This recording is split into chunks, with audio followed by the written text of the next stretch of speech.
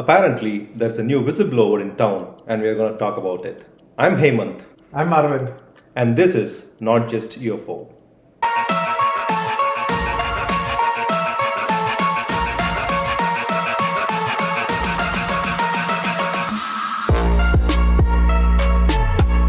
Arvind, tell me about this new whistleblower. What's going on?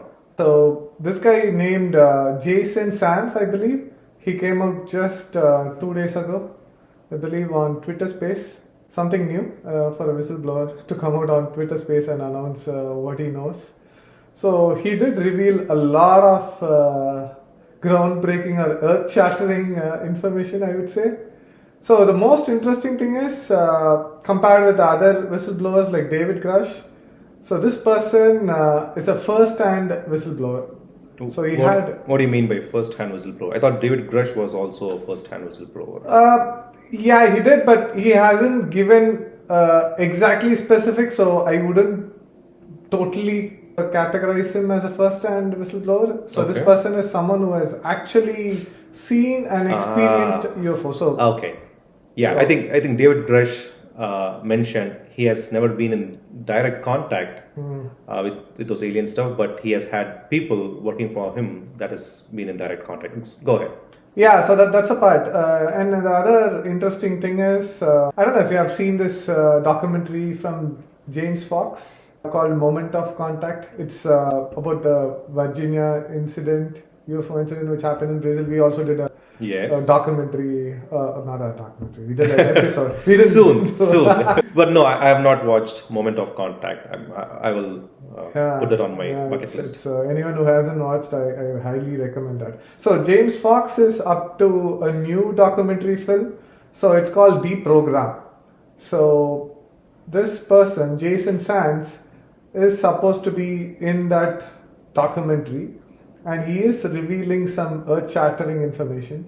And for some reason, something got leaked that this person is going to be there. So there was a teaser about this person, but it wasn't totally revealed. But for some reason, it got leaked up, and Jason felt the need to kind of come out and give people some information ahead of time. So that's what happened. That's what he claimed in the Twitter space, the reason behind why he's coming forward now. Okay, because he's already part of a reveal program, which is this documentary, and that news got leaked, so he himself is coming out and saying. So okay, enough with the teasing. Tell us, what did he reveal?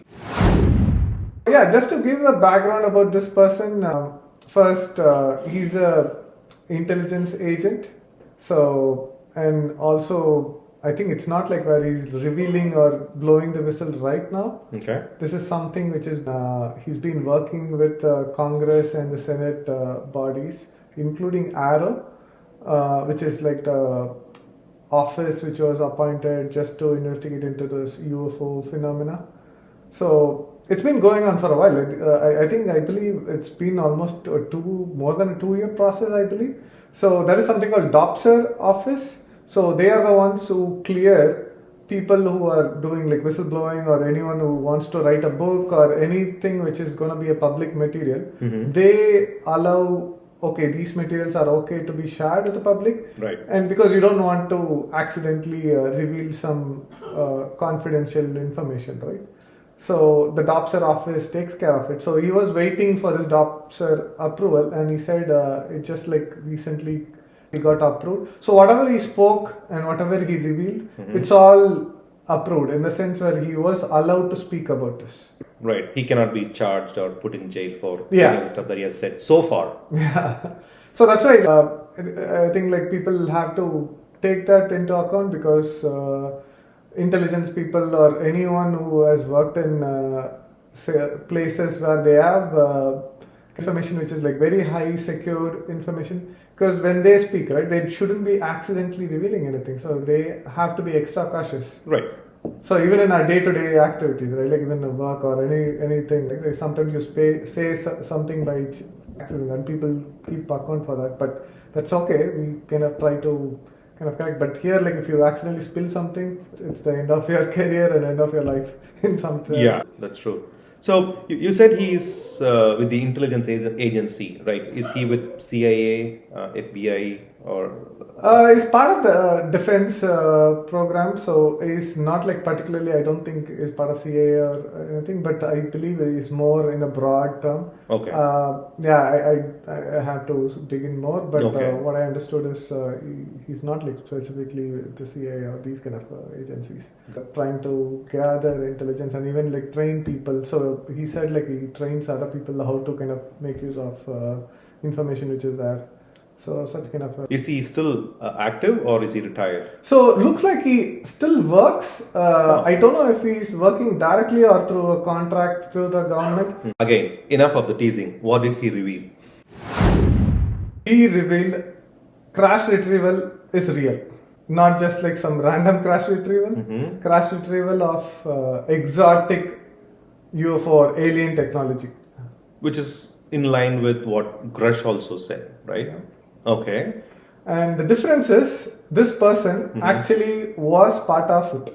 So he was working and he has people who he considers as like really close friends or like people as like close colleagues or who is still like working in that program. So that's the part they call it as the program. So he doesn't reveal the name because apparently the name itself is confidential. Okay. So the most funny thing is when he was talking about all this in the secured compartmentalized facility with congressmen who is supposed to know any of these special access program or any these dark programs which is supposed to go. It may not be publicly visible, but these someone has to be taking care, right? They can't have a rogue program like this.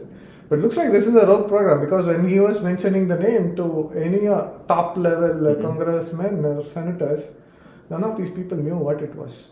They had no idea. And they were supposed to know all this. And Sure. Exactly. and they're supposed to know where the tax money is going, right? Sure, I know where it is going. So the other crazy thing is, he also said, again, you retrieve crashes, which means like you retrieve crafts, right? So apparently at least they have been retrieving at least some 3-4 crafts per every 2 years or so, something. And this has been ongoing for a while. And he was out of the program in 90s sometime. So he may not be fully aware of what other advances they did. So one of the main reason he said he came out right now instead of like, okay, because we can always ask, right, why you kept quiet like all these years? And one of the main reason is obviously David Grush and these people came out, but apparently he heard information where people were using in the program these exotic crafts which can move at crazy speeds. They use that to traffic drugs. And he felt obligated to. Hold on. Wait. We are talking about UFOs and aliens. Where did drugs come into picture now? People, greed. Wow. Yeah. Seriously? That's what he was saying again. And yeah, the other nice thing is he did say Bob Lazar. Yeah. We did a video about Bob Lazar, the famous Bob Lazar. He said he believes him and what he's saying is true. That puts a lot of weight on the information which has been leaked, right? Okay, so UFOs, exotic spacecrafts being used for drug trafficking is earth-shattering. I wouldn't be surprised because again, anytime you think humans when they get power, money, or like anything, right? Like you just want more. The greed never stops. Yep. Right. So that's part of being human. And again, I wouldn't say like this is earth-shattering. The most earth-shattering thing what he was he actually has seen an alien. Oh. Alien, or he keeps saying it as non-human intelligence because they don't want to exactly say because alien, because to say something is alien you need to exactly know where the origin is. They may not have actually been to that planet. Oh, right. So I think he has seen a creature or a non-human intelligence. I think he also mentioned it as humanoid, so maybe it's something a form of AI or it's an actual biological form. I don't know. Okay. But it's not like something he saw in a video or someone else talked about it. It's something where it's in the same distance where you and I are sitting. Just imagine that. Did he take a selfie or no? Unfortunately, no. I don't know if I'm gonna sit in front of a alien and just like say a selfie. Because they have to understand, right? What does a selfie mean? Right. But the crazy thing is, they were able to communicate. They were able to communicate in the sense he was getting through thoughts. Okay. This is something which we keep hearing, right? Like Yeah. Yep. And I remember Netflix series that I mentioned, Resident Alien, and in that the Greys, they also have a character in that series, and the Greys they talk to each other just by thoughts. That's how they would portray Greys as. Imagine going home and your wife can just read your thoughts. No, that's a totally different scenario we are talking I'm about. 100% sure like at least half or I would say even 80% of marriages will fall apart if people can read each other's thought, right? Well, at least we are not Greys. Yeah. But that's interesting, right? Like So was he able to receive the communication from the alien, and he responded to the alien the same way, just by thinking what he wants to say? So he didn't go too much into that. So one thing he kept saying is like, yeah, you have to wait for the documentary. Money, right? Is he just trying to sell the documentary? Yeah, that's the thing. But also you have to think the other way. It's not just his effort, right? So a documentary made by someone else, and like, okay, they have put in so much of effort. And the part is, we live in a society where if something is not sensational, people don't even try to look at it. Even this one, right? When this guy came and spoke, even now, right now, how many people know about this? So if you are watching this, you are one among the few. So, right. But that's the other part where when he was experiencing this is also something we have heard numerous times were like experiences where there was some missing time is what he was saying. So once he was out of an experience with that alien being, so there was some time difference he felt. Say he thought okay he was there for a longer time, but it wasn't. So some kind of a time. I don't know, some all the usual stuff that you hear about when you interact with aliens or being around aliens, the missing the usual things when you interact with an alien. Right? It's become usual. It's not special anymore. Do you remember the Betty and Barney Hill case which we talked about? Yeah. So where Betty was shown a star map. Right. Looks like when he was getting that projection, he received a star map. And said, I think the alien was trying to say this is where I am from, and only later he realized, okay, what constellation he was showing. I don't know, I shouldn't say he or she. We don't know the gender. Right. But basically, it was the Leo constellation which he was receiving. So that's somewhere in that vicinity is where this species was coming. So he has worked in the program. He has gotten his hands dirty. Working on I'm not saying that, but he has had first-hand information. He has seen and communicated with a non-human intelligence. He has worked on the exotic spacecrafts, and he's coming out with a documentary explaining all this in detail.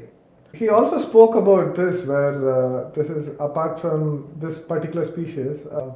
He said it's not like the only species we as such like humans are interacting with. So it looks like there are many different races and species in the same way how on Earth we have different species. Right. There are like so many different varieties of aliens or UFOs, like types of beings which are visiting. And as in any case, right, like some of them are friendly, some just want to stay neutral, and some hate us to the core. Right. I don't know why. Just like humans. Yeah. Just like how humans are to each other. Some lovers, some haters, some are neutral. Like I wouldn't blame the aliens here. That's the thing, right? It's crazy, and apparently we also confirmed Roswell crash, which we have also covered in our previous episodes. So it looks like Roswell crash really did happen. And guess how they got into all these technology, right? Because initially after you get the crash material, right, still you have to figure out these are like really advanced technology, and these guys didn't really have everything to figure it out. And looks like some of these aliens, they came back looking for their stuff. For their lost treasure. they crashed. I don't know what was. Maybe it was really rare, or maybe the beings which crashed was some politically powerful being in that area. Right. Maybe it's like some politician's son or whatever. So they came looking for the person or looking for the being, and then our kind of awesome humans, what they did was, okay, we can't give this back. No, it's ours now. You give us something. In return? In return, they started dealing with the universal barter system. Right. I don't know what they sold for. Mm-hmm. One theory is, I don't think, like Jason talked about this, one of the floating theories, they sold abduction, humans itself. I don't know, we can't confirm that, but that's Right. one of the things which I feel like I worry. You mean you can abduct the humans on Earth? Is that the deal? Just give us the technology, do whatever you want. Right, who cares? We have 7 billion humans on Earth, so take a few, it doesn't matter. Maybe in some controlled way, I don't know. But this is not something which Jason talked about, but I'm just extrapolating from other information which I Right. have. So, but that's the point, right? And one of the reasons they were really reluctant to do this, kind of sharing tech with us, because again, they knew what kind of people we are. They knew like we try to weaponize everything which we lay as our hands on. Right. So weaponization of the any new technology is what any usual government or a military mindset will go towards, and that's one of the worry. Because think of this, right? Say someone is giving you a certain technology, and what is the guarantee you're not going to use it against them, right? Right. Say it's gonna happen sometime, and that's one of the reason why they kind of were worried and why they weren't ready to give.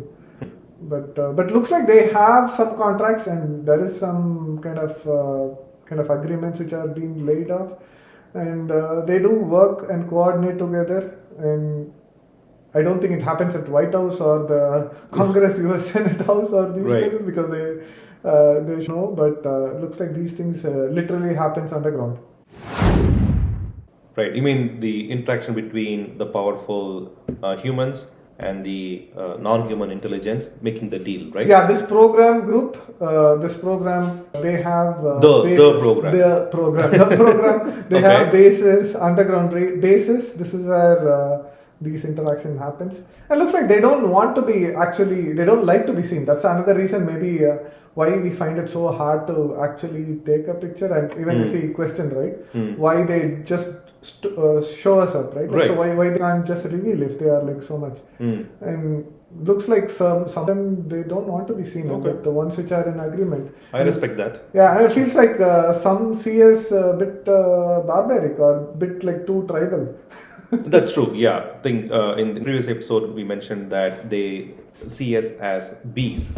We don't matter in their world, right? Yeah, maybe Not at their level. Maybe we are just like looking. It's like even the same way, right? If you think about this, even right now we have certain islands of population who haven't had really interaction with human. I think even in the Andaman Nicobar Island, I think we have some tribal people. Yeah. The government still don't want them to be disturbed, which is like to keep them indigenous to the location. Right. Because imagine like just going and giving them AK-47 or like some machine artillery to them, and yeah, it'll be crazy, right? Like so, they think, okay, we are not ready for certain technology, and that's the reason why they don't want to kind of come and give. Maybe there are other reasons. It's tough for us to understand. Do you think Jason Sands is going to show us any video evidence or real nice photos in the documentary that he's talking about? I don't know, but I highly doubt it. I'm not like keeping my hopes high on that, because that's what happens, right? Okay, it's like we get like a lot of these sensational kind of claims, but what's the evidence? Like, okay, yeah, believe me, trust me, bro. Right. That doesn't cut it. So the one thing again, since like you brought that up or about the evidence part, right? So one other thing again, we should also be skeptical a little bit. We can't like believe everything, even though there's a clear evidence this person actually worked in U.S. military and he has served in. I think he served in Air Force too, I believe. He has spent time in all the divisions, but just because those credentials matches doesn't mean like everything he says is true, right? Because One of the things he mentioned was he apparently worked in that 20-year and back program. What is that? Haven't heard about 20-year and back? I don't think It's so. okay. It needs its own episode, but I'll give you a short form of it. 20-year and back is a program which kind of some people have debunked, but again, still it's a murky thing. It's not like the most credible of things yet. We don't have enough evidence, but what it says is 20-year and back is a program where you, as any person, is taken by the military. You work in a kind of remote place. Say you go to a Mars or some location, you do some mission, you work for 20 years, Okay. and then you are back in the same time. So it's like a time travel crazy. Same time? Yep. So say you started working for this program when you were 22. Right. You work for 20 years. Okay. Say you became 42. Right. But then you return back to the same time where you are 22 again. So yeah, it's crazy, right? It's like, Super crazy. But yeah, that's the part. So this person, Jason, claimed that he was part of that program. He worked as one of that agent. So Okay. it is quite far-fetched, but he didn't reveal too much about that experience. So I'm just keeping my judgment open. But it's a small statement to believe, right? So that's why we need more evidence and Right. I mean, if the statement is true, then the DOPSA team would have this looked one into I it. don't think Doesn't need any I approval. don't know. I'm not sure. Okay. Yeah, it's like, because even I can just like wake up and say, oh yeah, I was part of this program, right? Only thing is like there is no record, because this one anyway wouldn't have any record. Right. It's So yeah, hidden program, and no one will know. How someone will say, oh yeah, you lived a life 20 years and then you just came back. What's the proof? yeah. So, but the part, right? Like, say, is he really telling the truth, or is he part of a disinformation agent?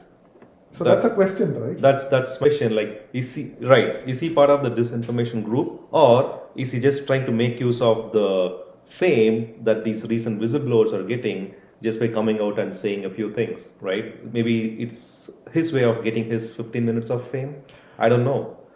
But that's a skeptic in me is asking the question. Yeah.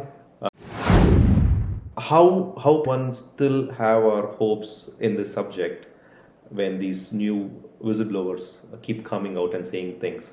How do I still hang on to the hope that someday it's going to be even more clear?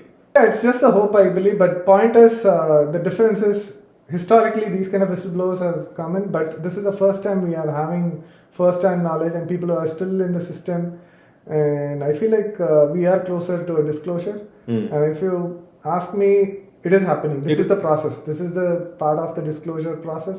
And people have to wake up, and people shouldn't give up on information. Sometimes, since it is difficult to digest, or it is too much outside of the scope of their thinking, since it's breaking their reality, just because the information you are getting breaks your reality doesn't mean you should reject it, right? True. Also, it doesn't mean you have to believe everything. You should just keep it on the table, observe it, and wait for the future for more confirmation. That's what I would say. Right. So we have to wait and watch.